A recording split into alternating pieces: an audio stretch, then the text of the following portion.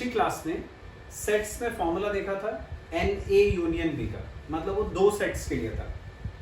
वैसे एक फॉर्मूला बता रहा हूं आज तुम्हें 3 सेट्स के लिए। 3 सेट्स हैं ये, A, B और C। इसके लिए फॉर्मूला होता है NA union B union C equal to NA plus NB plus NC minus N A intersection B minus N B intersection C minus N C intersection A plus N A intersection B intersection C।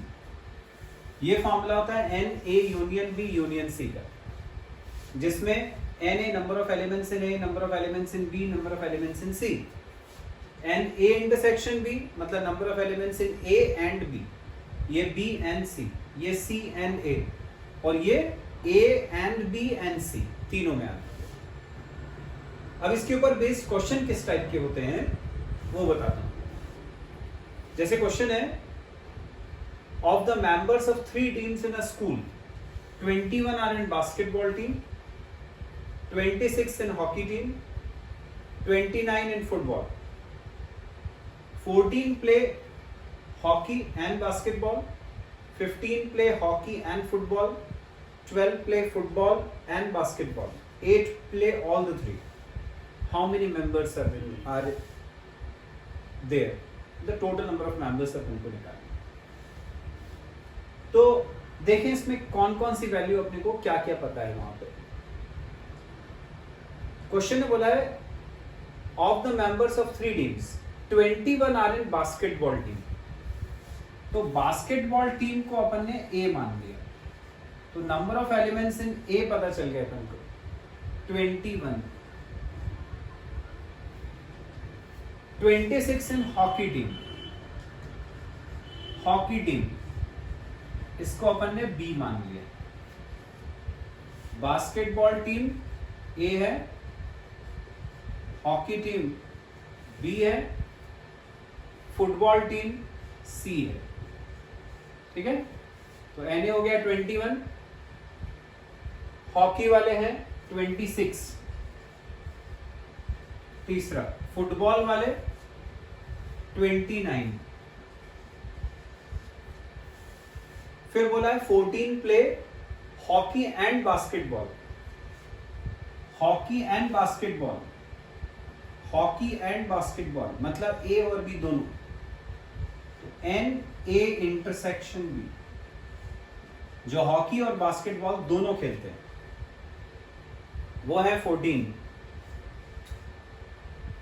15 play hockey and football, hockey and football मतलब B and C, तो N B intersection C 15 है। 12 play football and basketball, football and basketball मतलब A and C, N A intersection C,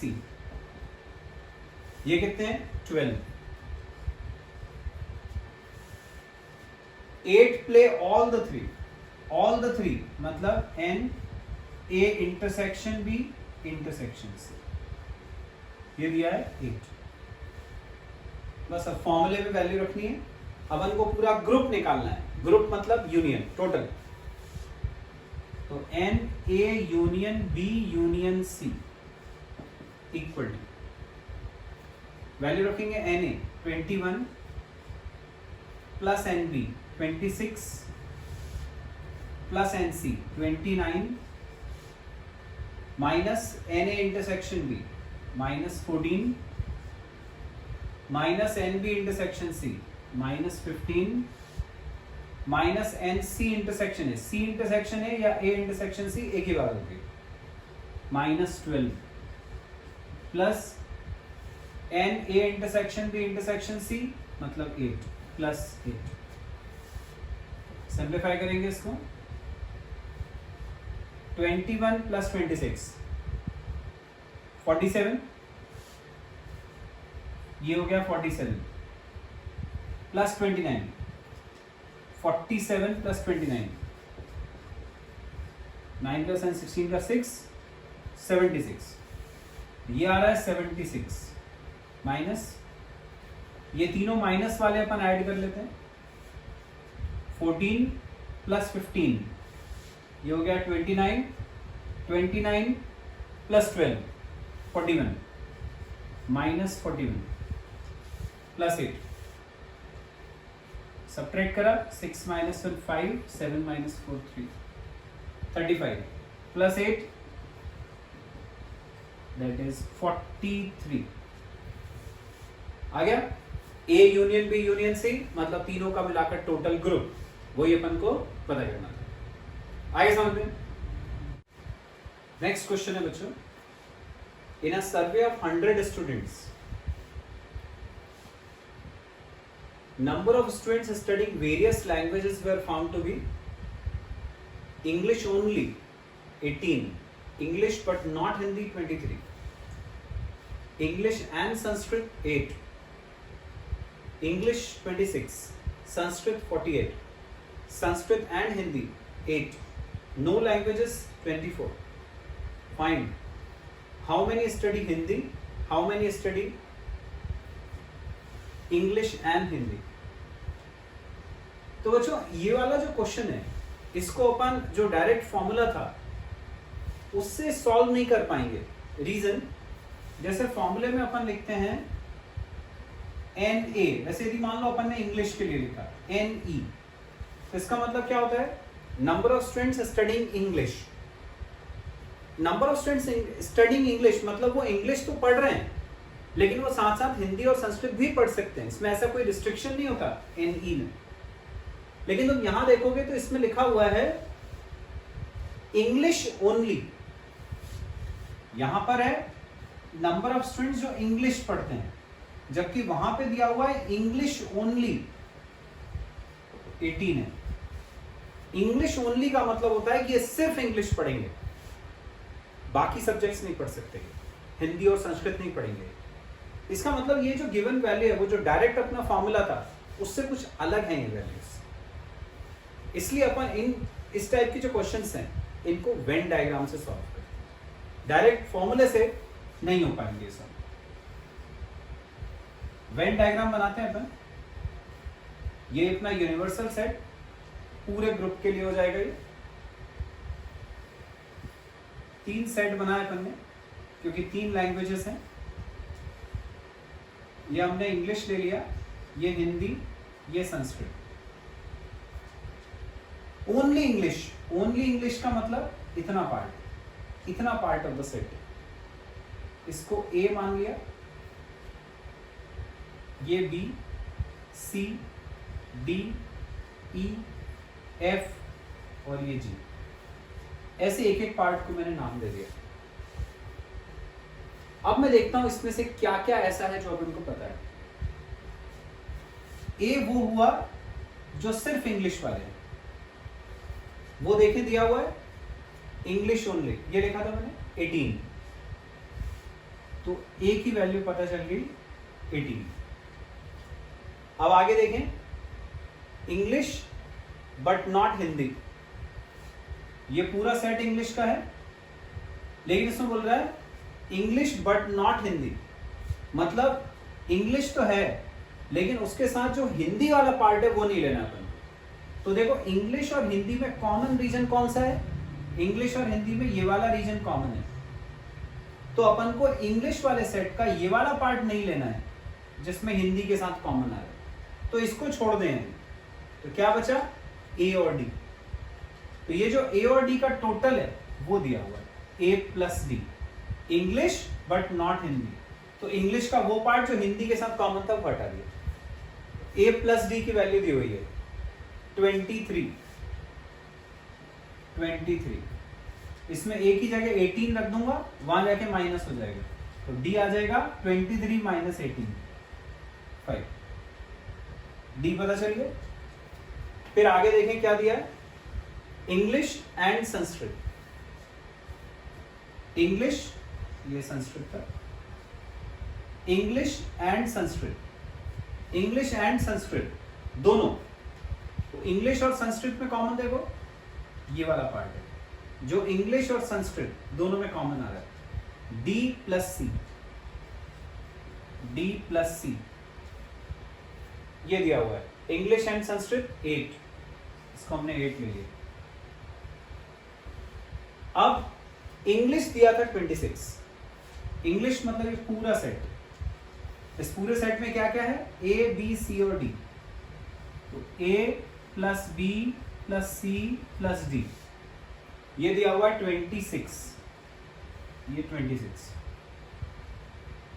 हमें D पता था 5, यदि अपन D की value यहां रखते हैं 5, तो सी आ जाएगा 8 माइनस 5 3, सी की वैल्यू आ गई थी। इसमें ए पता है 18, सी पता है, डी पता है, क्या अकेला अननोन है, बी अकेला अननोन है, बी निकाल लेते हैं।